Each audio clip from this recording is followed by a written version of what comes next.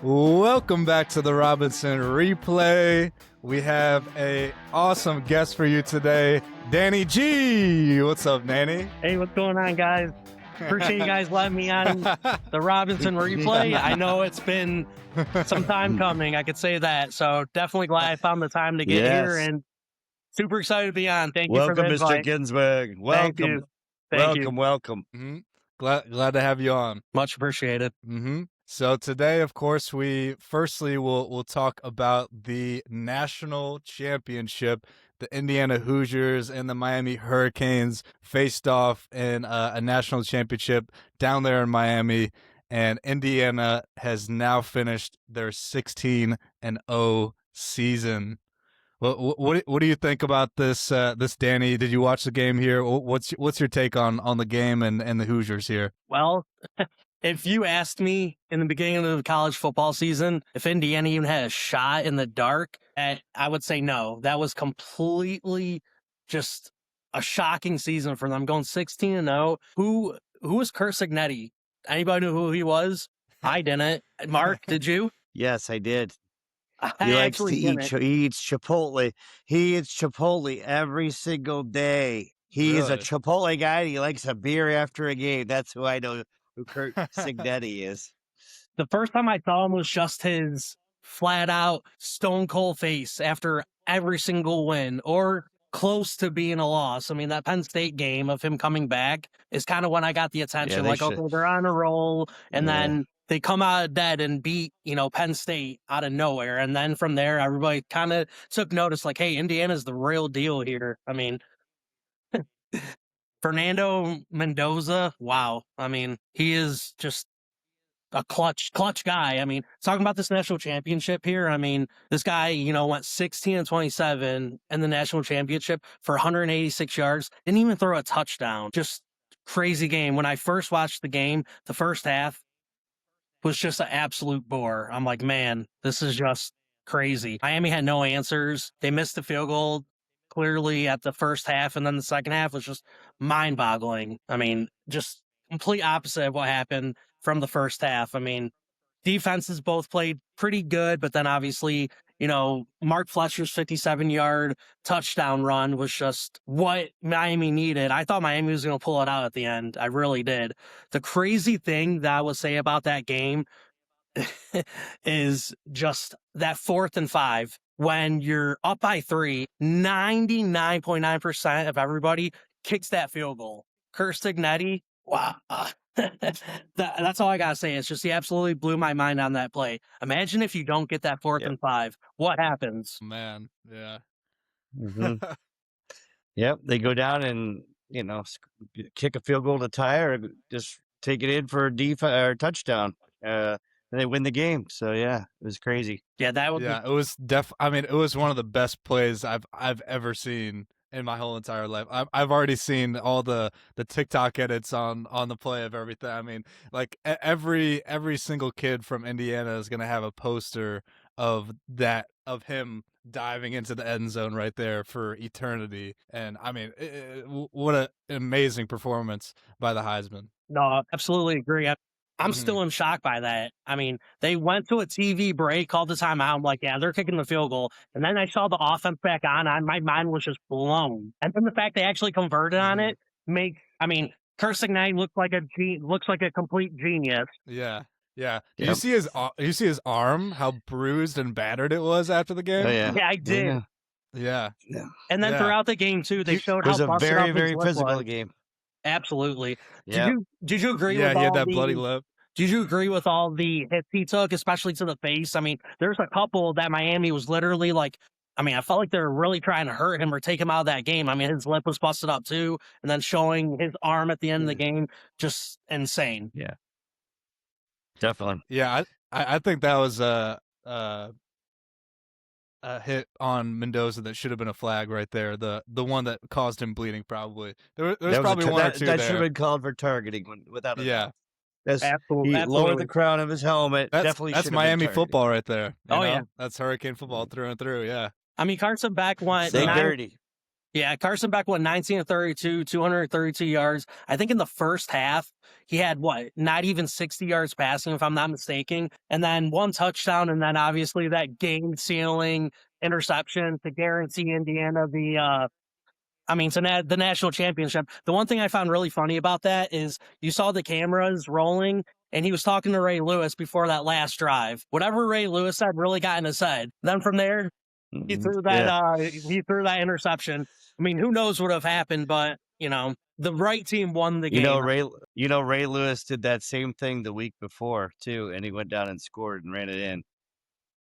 So well, that just shows you history does not repeat itself. This time, not so fast, my friend. That's right. All right, for a little analysis from me here. First of all, Luke, I'd like to say out to the public once again, is that spot on analysis last week. And spot on analysis by me. I was 5-0 last weekend. Great weekend, pro and college. I was 5-0, and we both said take Miami at the points. So once again, another one. We backed that one up there too. Like we were talking about physical battle in this game, and like we were talking about the shot with the 4th and 5. And after the game, Signetti comes on and says, "Yeah, we've seen that play. We've seen their defense line up. That's why we ran that play." If you watch Notre Dame and Miami earlier this season, C.J. Carr did the same thing to them. It was one of those 4th and 5 or 4th and whatever they needed, and he did that quarterback sneak up the middle. Same result. So he knew when they were lined up in that defense, they were calling that play. And obviously, Mendoza, when he went to put his arm down, he did the spin. I thought, oh, heck, he's not going to make it. Got right back up, then launches himself, gets drilled in the back. I mean, like we've talked about, just an amazing play. And I thought that Black and Hemby did a efficient job of running the ball for Indiana. But the main thing was that sort of turned the tides a little bit. Like you said, no touchdowns for Mendoza. The block punt for a touchdown was huge in that game in order to propel them. There wasn't much offense either way. I'm telling you right now, Miami has 3 first-rounders in the top 15 probably. They got the 2 defensive linemen, Bain and Mesidor, and then they got the tackle, Magada. What's his name? Managana? Something like that. Whatever.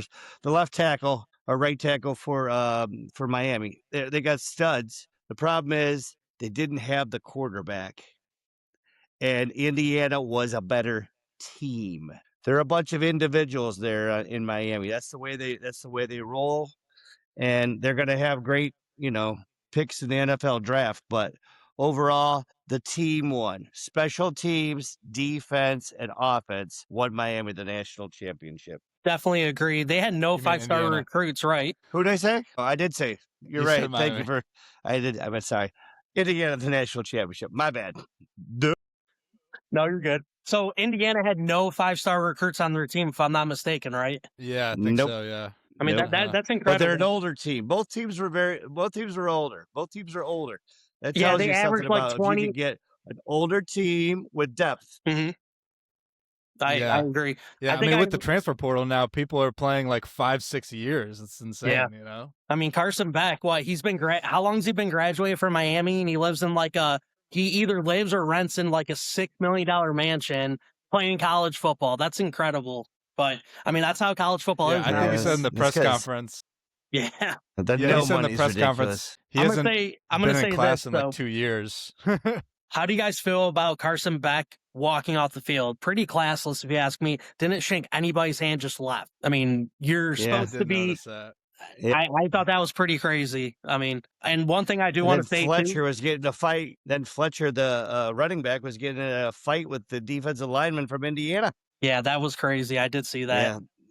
Yeah. I'm going to come out and say that's why they're Thug U. Thug U, that's right. That's why everybody holds up the U. But I want to put this on notice. Big Ten made a huge statement. Stop giving credit to the FCC. It's about the Big Ten. What's it, the last 3 years we've won national championships? 3 different teams, too. 3 different teams. Put some respect on the Big Ten. Bang, bang. Yeah. Yeah, for sure. They had the best record in the whole college bowls this year also. Best record college bowl-wise. No, I agree. So Heck of a game. there you go. Heck of a game. Mm-hmm. Yeah. Well, now too with Indiana, obviously they're now somewhat of a football school now, and with the donors like Mark Cuban and the alumni network that Indiana has that has been pushing basketball for the longest time is now going to be pushing football even more, and I think they'll get even more recruits. And I don't think Indiana's going anywhere as far as being at the top of the Big Ten, being one of the top teams over the next couple of years, especially as long as Kurt Signetti is there in that culture. I think he's a great coach, even though Mm-hmm. he's a weirdo, but he's a good coach. His faces are so funny. He's like, Yeah, he's got some. He's funny as hell. But yeah. So Yeah. did you guys see Alberto Mendoza? His brother actually transferred out of Indiana soon after they won the national championship. Next day. Day. The next day he did. Yeah. The Georgia Tech. Yeah. I guess he's not very good. So what was he doing? Just hanging out with his brother, just winning a national championship, and then saying, "Okay, I got my ship. I'm leaving." I don't know. Well, he was actually there. He was actually there before his brother. Oh, really? So yeah. Fernando came in this last year. His brother is already there. So yeah, obviously if you're transfer now, I don't know how you leave a program unless you're really not that good. I mean, there must be a better quarterback that they have, they got that. They did. They got Hoover, I believe his name is, from TCU. Their quarterback came in the transfer portal, so I guess the writing was on the wall that he probably wasn't going to see any time again. So he just decided to. Mm-hmm. Does he come back next year? Yeah. Who? Fernando Mendoza. No. Do you think he's done? Yeah, he's number one. Of course, he's number one pick. You can't go anywhere. You can't go up any more than what he is. That's why. That's what I figured. He might get he would get nice nil money, but he's the number one pick. You're going to get top dollar as the number one pick quarterback. I know he's going to go to the Raiders, but you know, Brady's going to draft him. I mean, come on. Yeah, Brady. Brady as a mentor. Yeah, definitely. Do you think he's an NFL caliber quarterback? That's a real question. Hard to say. I'm not 100 on that. I'm not 100 on that. His grittiness and everything. He's got the wherewithal and the brains to do it. I just don't know if he could place the ball where he needs to all the time. But I'll tell you what, I didn't mention this, but I love the Indiana receivers. That Surratt, Cooper, and that Becker kid throwing those back shoulders. Amazing. He's only a sophomore, that kid. I'd love to see the Browns take Surratt or Cooper and get them the ball. But obviously Fernando and Becker had that back shoulder connection, and it worked out really well for them. They made some huge plays in order to get first downs and keep the clock moving and keep the chains moving. So. Mm-hmm. Yeah. I mean, as far as Fernando in the NFL, I think he has definitely the size-wise for being a really great quarterback. He put on, I think, like 10 to 15 pounds or something this past offseason with, I think, Indiana has one of the highest paid, like, strength coaches in all of college football. And then, the regimen he'll be on at the Raiders and everything. I think he has real potential to be a great quarterback in the NFL. He has the grit and determination to do so, and he's just competitive. He's got nature. Great personality. Yeah. 100%. Mm-hmm. Well, that wraps up the college football season here with the Hoosiers taking the crown. Now 9 months without college football. It's sad, but we're on to the next season. No, I think it's about 8, 9. End of August, man. It's gonna be here before we know first it. Game. Yeah, it will be. Or I guess way too early. Way too early. Top 25. Your number 1 and number 2 teams. Flip-flop from last year. Last year was Texas, Ohio State. This year it's Ohio State, Texas at Texas. This year should be interesting. I'm expecting Arch Manning to have a huge season. Potential Heisman. Yeah, he probably will. Yeah, hope he poops down his leg like last year. We'll have to see. We will now on to live. Luke saw him live this last year. Yeah, Wow. I saw him in Kentucky. That's nice. Yeah. Yeah. Now here we have last week's NFL games, the divisional rounds here. So this was last week's games. Obviously, here the Broncos beat the Bills. Seattle beat the 49ers. Patriots beat the Texans, and the Rams beat the Bears. What was the best game out of the slate, Danny? What do you think?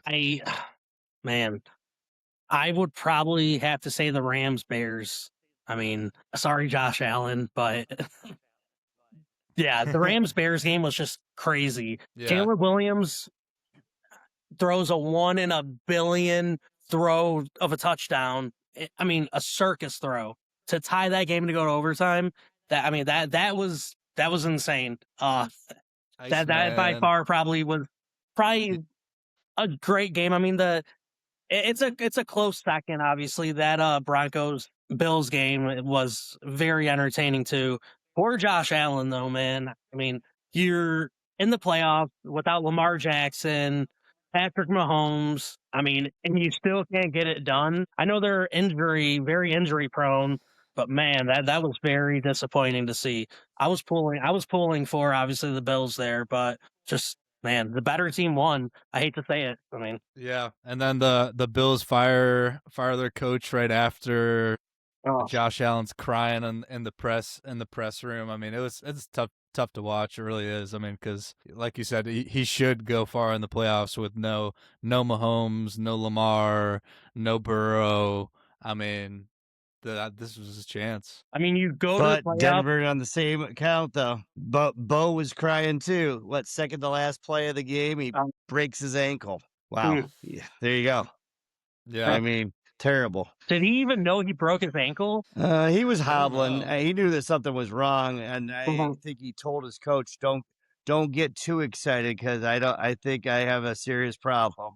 So Yeah. I mean, he knew something obviously was wrong. He couldn't put pressure on it. So yeah. Yeah. I mean, talking about the Seahawks embarrassing the 49ers 41-6. I mean, right when that game started, you get a kickoff return, 7-0. I mean, I'm shocked. 49ers did not score one touchdown.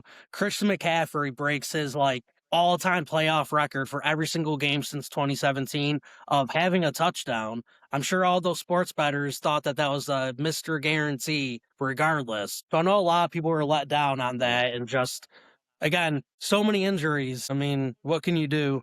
What did you guys like? They what was finally your guys' caught up with favorite them. game? It was a toss-up between LA and Rams and Bears and the Buffalo Bills and Denver. Those are my two. And then like you said, then you have the other two games where you have just implosions. Like, Stroud throws 4 picks and then he fumbles. I don't know how many times he fumbled the ball. Oh, he sacked 3 times, fumbled the ball once, just, a catastrophe. Once again, that was the defense for Houston's the reason they kept around, because they had, I don't know how many, they had 3, how many sacks did they have on May? Oh, they sacked May 5 times in that game. Yeah. Houston did. Yeah. So, I mean, that was the only thing that was letting them stick around. So he had an interception too, right? He threw a pick. Yeah, he threw a pick, and he did. I didn't think he used that. That was part of the problem with that game. I don't think May used his legs enough. He was 4 carries for 10 yards. I think in order for them to beat Denver, he's going to have to use his legs a little bit more in this game coming up. We'll analyze that a little bit more in a minute, but so the 2 implosion games were sort of disappointing. But I tell you what, like you said, Danny, the running back 20 yards, throwing off your back foot, launching it to the corner. The thing is, he knew the play, and he knew his biggest guy should be down in that corner. I'm throwing at that corner, and we're going to see what happens. It's better than taking an L with getting way out of field position, and it would have been over. So yeah, that was crazy. The Iceman, as Luke likes to call him, he likes to call him the Iceman. That's right. Yeah, I expect big things. I was pulling for the Bears. I thought the Iceman would potentially pull it out there. That throw, was insane. There, I really thought that I was losing my mind when he made that throw right there. especially at home. I mean, especially at home. I thought they had all the momentum. Oh, I thought the Rams yeah. after that, the McVay looked like Should he they have was went for gonna. 2? Yeah, that I took all don't the know. wins out of their It's sail. see, but that's the thing. They did have the momentum, but if you go for 2 and you don't make it, that's a long off season. That's a Yeah. long off season to say we went for 2, we didn't get it, we lost the game by 1. Oh, I think it's a little different Yeah. in the regular season. It's a different kind of mentality in the regular season because they have different playoff rules too. It's like starting a new game. So, you're gonna get the ball possessed. Each team gets one possession in the overtime. So, and you want to go second in the overtime to see what the other team does first. See where you're standing. Because then if they don't get anything on the first possession, you get on the second possession, you only have to get a field goal. So I think in that instance, you had to just go for the 1 to tie. I just think it's like I said, it's a little different in the playoffs. I'll tell you what, though, Ben Johnson has built if he quite would've the went for it. chemistry with his team. Oh, Ben Johnson, After yeah, everything. he's come a long way. Quick. Yeah. That division's still going to be a division to reckon with there next year. Green Bay, Lions, Vikings came on strong at the end. They won quite a few games. I think every team in that division was 500 or better. So that division is the division to be reckoned with for sure. Agree. Definitely. Yep. Well, that's last week's games. We have had a lot of coaching moves here, talking a little bit about these teams that are still looking for some coaches. Obviously, our Cleveland Browns are still looking for a head coach. Fired Kevin Stefanski, who landed a job in Atlanta, just recently brought Reese in as the offensive coordinator. Harbaugh, obviously, on the Giants there. You got Robert Saleh on the Titans, and then also Jeff Halfley for the Dolphins. Halfley for the Dolphins there. Yep. Mm-hmm. So I'm not going to miss Kevin Stefanski. Obviously, I mean, as a Browns fan, this sounds maybe it's too personal because I wear my heart on my sleeve as a Cleveland Browns fan, diehard Browns fans. You guys know how it is. We have been tailgating for 12, 15 plus years. I mean, we see it all the time. We've seen coaches come back and forth to Cleveland thinking they can make the change, and unfortunately, they just don't. It's sad. I'm not going to miss Kevin Stefanski, though. I'm ready for hopefully a coach that can really turn this around. But when's Andrew Berry going to get tossed? I mean, I think they need a clean house again. It sounds just like a repeat. And he should be tossed just for what he's already done this year. He has not. Luke sent me this last night. He has not interviewed one minority candidate, which is a problem because you have to interview 2. And now the Browns have sort of set their sights on this, the Jaguars offensive coordinator and Schwartz. So they're sort of tied with these 2 guys tight. Both of them may even have the job. They may give the Jaguars offensive coordinator the job, the head coach, and keep Schwartz. The problem is now they have to wait on it because they have not interviewed a minority candidate. If I'm a minority candidate, the Browns are calling and say, "Hey, I would like you to interview you," and you're like, "You don't really want me, but I'm a minority, so you got to interview me." So they've sort of put themselves in a pickle, and that is Andrew Berry's fault.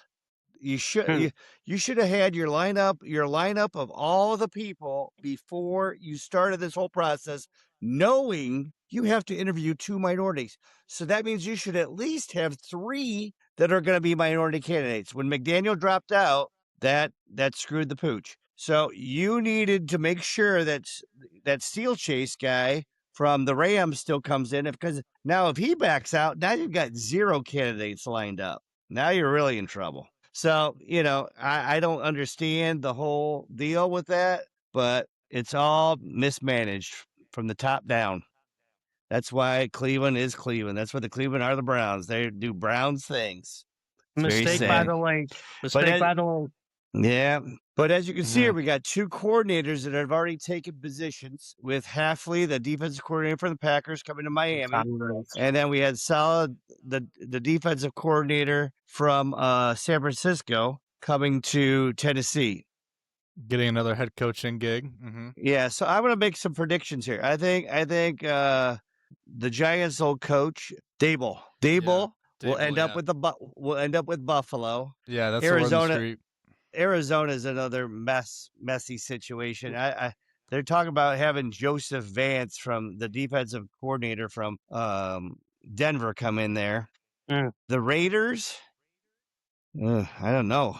I really don't know. And for Pittsburgh and Baltimore, once again, they're keeping it close to the vest. So it's interesting to see what's going to happen between the Raiders, Steelers, and Ravens. So I don't know. The one thing I'd do really want love to to see mention, Udinsky on the Browns. What'd you say, Luke? I'd really love to see Udinsky. Yeah, me too. I think so too. Yeah, and then keeping Schwartz for the defensive coordinator would be the most ideal thing for the Browns, in my opinion. There. No, I definitely agree on that. I like that.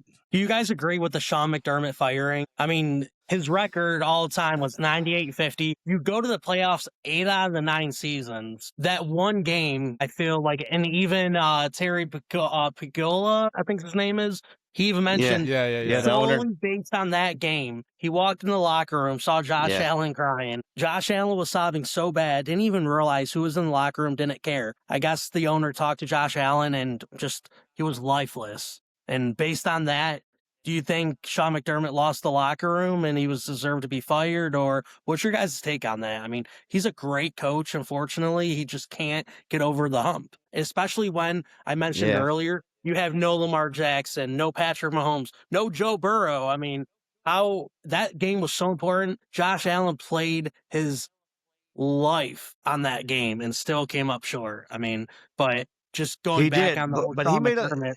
He made a lot of Josh Allen made a lot of mistakes in that game. Yeah. He really did. He was careless with the ball many times, throwing it all over the place, holding the ball out as far as he can, people knocking it out of his hands. That wasn't on the coaching staff. That was on Josh Allen. And he didn't play Josh Allen enough to now. Did he play great at times and brought him back? And sure he did.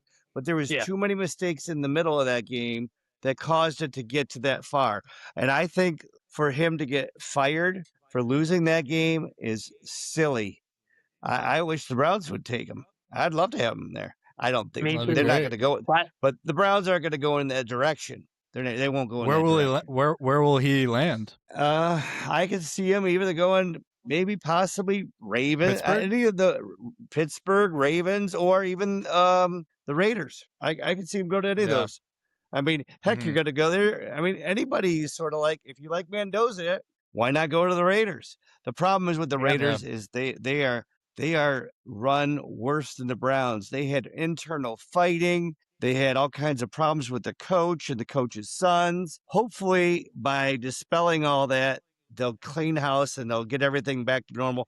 Because I know Brady doesn't want to be associated with a loser. I think he would sell his stock in the team before they're a perennial loser for years and years, like the Browns have been. He would say, I'm out. See ya. So we'll see what happens. But I think Sean McDermott was definitely a scapegoat for the Bills. 100%. I agree. Yeah. They just needed something, and it was the head coach.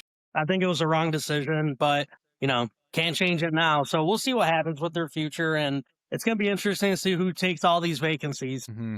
Yeah, obviously, I mean the number one candidate, Harbaugh, being with the Giants. What do you think? Y'all think the Jackson Dart and the Giants are going to be improved with Harbaugh under the helm? Do they have a real chance here with the squad? For him to be coaching the Giants, he seemed absolutely thrilled about it. And if you saw his press conference, he was the historic of the New York Giants and how he put it. I think giving him time and having a well-polished coach who has a track record of, taking a subnormal team and advancing them, I think the Giants are onto something with them. So I can't wait to see what he does. I definitely think it's a home run. I mean, they got talent. They got Neighbors. They got Dart. They got Scadaboo. They have a good player. They got Burns on defense. They got Thibodeau. They got him on defense. I think they are a good team. They just need to get healthy, and they needed the right coach to lead them. Heck, and by the way, thinking of which, Joe Brady is definitely a candidate to take over that Bills job. He was their offensive coordinator. He has a chance to take that job with an internal hire there. That would be the only person off the top of my head that I would be thinking for the Bills. But yeah, so it should be interesting about Harbaugh and the Giants. I think it's a good match. He already likes the quarterback. They had to sit down, conversations and everything. He likes his moxie. He's just, once again, he's got to be a guy that gets on the field and stays on the field. He can't be getting hurt and dinged up all the time. So him and Skinner, they both play with their hair on fire. They take shots, and both of them have to limit their shots a little bit more in order to stay in the game and be healthy. Because you don't want old crab legs coming in there and running your team all the time. Jameis Winston. All right. Well, we'll see how the rest of the coaching vacancies land throughout the off season here. But we do still have some football yet to be played. We have the AFC and NFC championship games here. Of course, the New England Patriots at the Denver Broncos at Mile High Stadium. The Patriots are the favorite in this game by 4.5 points. Who do you think is going to win this game, and why here, Danny? That's a tough one. Everybody's talking about Jarrett Stidham, and nobody really knows who he is. I mean, he was backup, I believe, and he went to a couple teams. I'm trying to think off the top of my head where all he went. If I'm not mistaken, he got drafted by New England. Dallas, New England. He was behind Tom Brady too. Yeah. I mean, I think it's going to be a defensive game. That one, I mean, I have to say, I will probably have to take the points and go with Denver just based on their defense. It's just, that's kind of what I think. It's at home at Mile High. I think it's going to be a good game, and I think some people are going to turn heads. So they're not really familiar with Jarrett. So from there, I feel they're just going to, I feel like a lot of the public's already on the Patriots, and that number is going to climb. And so the sharp money comes towards the end and knocks that thing down to about 4, maybe stays around the same thing. But if I was a betting man, I would definitely say Denver plus the points would be my pick. I'm betting with my heart, I believe. I can't give you factuals, but that's just kind of how I feel. What about money line? Money line? Oh, man. That's, I'm an underdog kid. I got to say Denver. I don't know why. Pick Denver? Yeah, okay. I would have to say Denver in a very close one. I would say 23-20. And they shock the world and go to the Super Bowl. That's my bold prediction. Okay. Their defense is just too good. Yeah. I think they so really that would hit the over then. 23-20 would be an over game because right now it's currently sitting at 42.5. You must know something about Vegas. It's amazing how they always predict those. I was not aware of the over-under. It is 42.5. Well, I will be right on the over. I saw the line yesterday was 5 towards New England, and now it's 4.5. So maybe something there. What do you think, Dad? Well, first of all, Stidham, his numbers for the year, 30 for 38 for 376 yards and 4 touchdowns in the preseason. That's all he's played this year. He has not stepped one play on the field this year during the regular season. Obviously, preseason is a lot different animal than the regular season and now in the playoffs. So it's a huge deal. Stidham did have 4 touchdowns in that game. In those 2 games, he had 2 in each game. And the last game, he had 10 for 36. Mark down Stidham for a anytime touchdown. Big numbers on that one, right, folks? So, anyways, I like that. The Pats defense, okay, Pats defense, 9th against the pass, 6th against the rush, okay? Denver's offense, 11th against passing, 11 passing, 16th rushing. And this is with Bo Nix, who's been playing all year. All right, Pats offense, 4th passing, 6th rushing. Denver, 7th against the pass, 2nd against the run. So, like Danny said, this is going to be a defensive game if Denver shows up this week. Denver has to show up. Last week, they didn't show up. They gave up 30, was it 30 points? Yeah, it was 33-30, right? In the game? Yes, it was. So they gave up their second highest points of the season last week. The only time they scored more was they gave up 32 one game. So they got to come out and play. I think Josh Allen probably is a little bit better quarterback, but for this season, Drake May's been ripping up the NFL. 31 touchdowns, 8 interceptions, threw for 4,394 yards. I'm going with the Patriots to win at Mile High. Pretty Yeah, bold. the big unknown in this game, obviously, here is Jared Stidham. First start since January 7th, 2024, in a game that's not the preseason, I guess, here. He's only had 4 career starts, the fewest by a quarterback entering a start in a conference championship game in NFL history. So the pressure on this kid is insane. You know, it's crazy with the pressure on him here. So, but from what I've been hearing, people are pretty high on Stidham. He's supposedly one of the best backup quarterbacks in all of the league. He's one of the highest backup quarterbacks in all the league. He possibly could have even been a starter on some of these crappier teams in the league potentially, that could have used a quarterback here. So,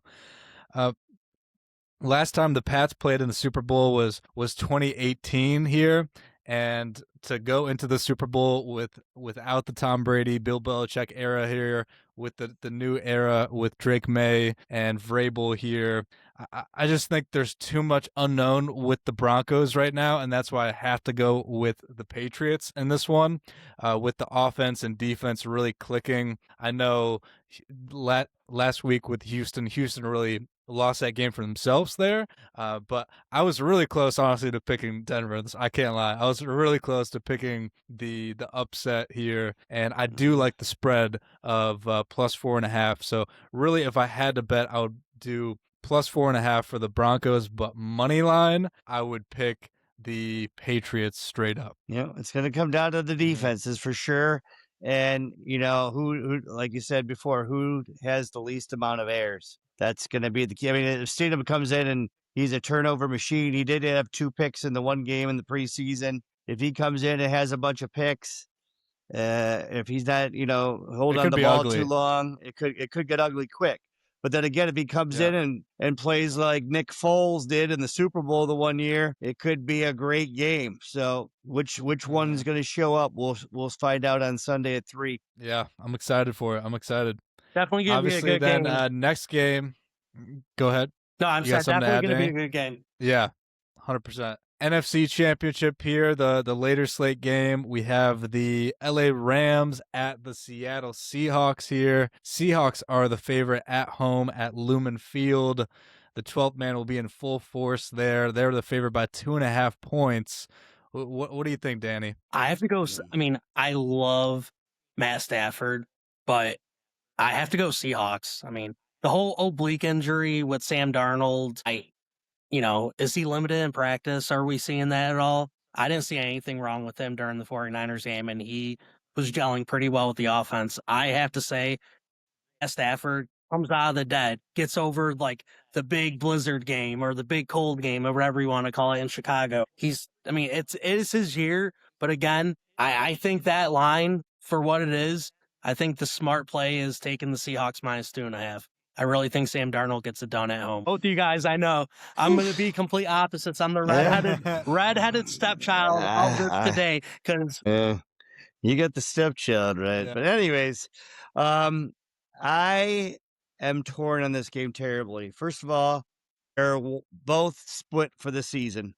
Yeah. The Rams won one time 21-19. They lost the other time. The Seahawks won 38-37. I'll tell you what, Seattle's defense is supposed to be lights out, right? But they gave up 37 points to them that one game, which really is troublesome to me. And if the weather's decent, which it's going to be, at least it's going to be better than it was in Chicago, for sure. I mean, Stafford had 457 yards and 3 touchdowns in that game. Puka, 12 catches, 225 yards, and 2 touchdowns. He is a difference maker. However, that defense I still think it's better. Is it going to be more like the 21-19 game, or is it going to be more like the 38-37 game? 3 points separate the score in both of those games combined. This game is going to go down to the wire. Seattle does have that home field advantage like nobody else does in the whole league. But you know what, folks, I got to do? I got to go with my boy, Matt Stafford. I've been talking about the Rams all year. Let's go, Rams! I will take all your action, Mark. By the way, bring it on. By the way, Sam Darnold combined for 6 interceptions in those 2 games. 6 interceptions. He will be the one that decides who wins that game. He will win it for them or he will lose it for them. That is the major number one factor right there. If he has a touch or interception game like he's been doing, 6 INTs in 2 games, no doubter it's a Rams victory. No doubter. So we'll see what Mr. Darnold does come this game. Yeah, it really does come down to Darnold and what he does. He's thrown many interceptions against the Rams this season. They have split the season series 1-1. Big thing in this game here. I see Zach Charbonnet, running back for the Seahawks, is out. So Kenneth Walker will have to take the load there for the Seahawks. He's been on fire. He's been on fire though. That boy, he's been amazing. Yep, he has. Yeah, Seattle obviously had a insane, crazy comeback against the LA Rams. The last time they played each other, it was probably one of the best Thursday night games of all time. They came back, high scoring game in that one, and I just don't think that they're gonna be able to make that kind of a comeback in this game. And I also have to go with the LA Rams and Matt Stafford to go to the Super Bowl, to have the Patriots LA Rams matchup for the Super Bowl. I think is pretty awesome matchup to me. I just think it's Sam Darnold's year with how good they're playing and how dominant they've been playing, especially at home. I love Matt Stafford, but I have to go with the Seahawks. I really think it's their year, especially with Sam Darnold. You're absolutely right, though. If he's a throwing pick machine, the Rams it is. But what's your guys' score predictions on this game? 28-25 Rams. What was that? I'm going to say 28-25 Rams. I'm going to say 32-23 Rams. Okay. Guys, what did you say it was? 32-23. Okay. What you said, Danny? I mean, that 2.5 comes to a key factor. I really think it's going to be neck and neck. I see a 31-28 Seahawks special. 31-28. I do. I see. So all the old. All. Yep. Over for sure. All of us on the over. Maybe tease up the, maybe Rams plus 3.5. Yeah, I mean that would be pretty good. I mean, if you're looking to middle it, yeah. Yeah, I mean, if it's gonna be within 3 points right there, right? I think it's gonna be a very good game. Yeah, within 3 sounds like Vegas is always right on the money. Yeah. I mean, yeah. Yep. I wonder why. This is the game I'm really looking forward to. This game. I hope it's like that 38-37 game, except switched on who wins and who loses. That's the kind of game I want, but I want the Rams to come on top this time. Like Luke said, I don't think they're going to be, if they get down big, that they're going to be able to come back again. I don't see it. I don't think Darnold has it in him. He just doesn't have that moxie to me. And Matthew Stafford's back there. He's cool. He's calm. He's collective. I think that's why I think he's I just think that he's gonna be able to pull it out. But we'll see. I mean, you never know. Yeah. By the way, Curl. Remember this name, Curl, defensive back for the Rams, will also be one of the determining factors of why they will win. He will be intercepting. He will be laying the hammer down, and he will help them win this game. You watch. Curl. C-U-R-L. Mark it down, boys. Okay. All right, we'll see. I know Matt Stafford is going to be throwing all over the field. One of the bets I liked specifically is having him throw over 35 attempts. That's one thing that I'm kind of looking Passing at. Attempts. Over 35 attempts. Over 35. Passing attempts. Not completions. Attempts. Let me correct that for our audience listening at. Yes. Gotcha. What about some anytime touchdowns? You got any anytime touchdowns in these 2 games, Danny? I'll be honest. I've never been that good at predicting anytime touchdowns. If I had to pick, Tough. man, I mean, I kind of like Drake May anytime touchdown. I think he has in him, even though I still have the Broncos. I think that's kind of live. And then, the next game, gosh, Kyron Williams. I mean, he had the only 2 touchdowns last game, and I have him really scoring a touchdown again, too. You get down in the 5, he's solid. Or Pakua. But Kyron Williams will be my play for anytime touchdown in the secondary game. What about you guys? Got Even it. though I'm All not right. good at this. All right. Well, I haven't been good at it sometimes either. Let me tell you what. I had one that I had picked one from every team, and I only picked 2 out of the 12, I think it was, so, or 14, whatever it was. So I totally understand. But I'm going to give you 1 from every team and 2 from one. On the New England, I'm going to give Stevenson a touchdown. I already told you my Broncos won. We're going to go with Jared Stidham. We're going to go with him for that. For Seattle, we're going to go Mr. Walker. And then on my Rammies, we're going to go Williams and Puka because they score almost every game, it seems like. So I'm going to go with those 2. Yeah, I got 1 for every team here as well. I have Travion Henderson for New England, RJ Harvey for the Broncos, Puka Nacua for the Rams, and Kenneth Walker for Seattle. Gotcha. Very similar. I like that Kenneth Walker one. A lot of running Definitely backs. for Seattle. Yeah. Yeah. Mm-hmm. Yep. Yeah. I think it's going to be running back. A lot of running back touchdowns. I think that's a good bet. I think. The Passion Yeah, can't get looks right that to the way. goal line, so Right. Well, can the refs play that an is, outcome in that secondary game, though? Mm-hmm. Do you think it can be the Well, game so close? Obviously, the refs play a part in every game. It's just like last week in that game. One team what got do the we think? Was it a interception. catch? The other one didn't get it. What do we think? I'm surprised we didn't even Well, talk about that. I don't think. Yeah. Yeah. Well, this is my take on this, real quick.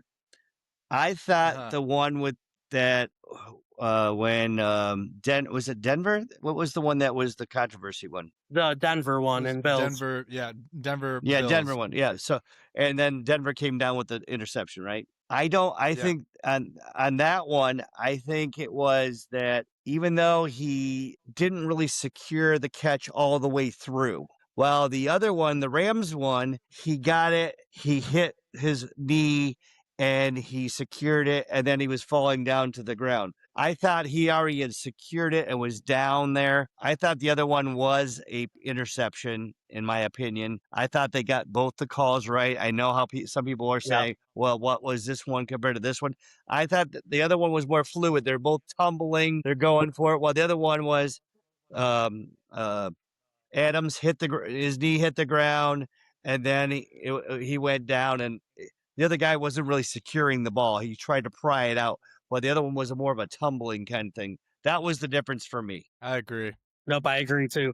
I think the Bills one should have been reviewed a little more closely. They got the call right. Yeah, definitely. I mean, that was a bang play, but that was terrible. I can't believe they just going to go ahead and go. They had to call a timeout just to see if they were going to even look at it. Yeah, that was a huge play. I mean, I don't know why listen. I mean, these are top 4 games last week. Everything should be under a microscope. They should be calling down. They got all these referees. They got a referee next to each coach. They got a referee here. Let's utilize the shit. Yeah. Utilize the stuff. You know what I mean? So that way, these are the most important games with the most important implications. Money, people getting fired over not winning a game. You got to look into this stuff. And I'm going to guarantee, this is my number 1 guarantee of the week. No matter what, take this to the bank. Not one of these coaches will be fired after this week. Take that to the bank. Win or lose. Yeah. Completely agree. Yeah. I don't know. You could have said it better. Yeah. And I tell you what, if it happens, please come to the Browns. The Browns should have got Vrabel before he freaking left anyways. He was on the squad. Not this year, the year before. Yeah, I They should remember. have fired Stefanski then and brought Vrabel right up there instantly. End of story. But that's another story in itself. Oh, man. Woulda, just shoulda, can't. coulda. Always. Mm-hmm. Yeah. Yep. Well, that's it for this week of the Robinson replay here. Thank you guys so got me much, worked Danny, up today. for You got me coming worked on. up. Always. Thank you, Daniel. Thank you for coming on. Yep. Definitely appreciate you guys letting me come on the Robinson replay. It's been a blast, guys. Definitely would love to do this again. Maybe we'll have a Cleveland segment sometime where we can have 911 on standby because tempers are flaring. My heart is pounding thinking of Cleveland right now. Yeah, we'll definitely have to do I would another definitely one of have to these. have a rescue squad close by for sure. Absolutely. All right, everybody, have a good one, and we'll see you next week. Sounds good. Thanks again, you guys. Peace. See Go ya. Rams! Go Rams!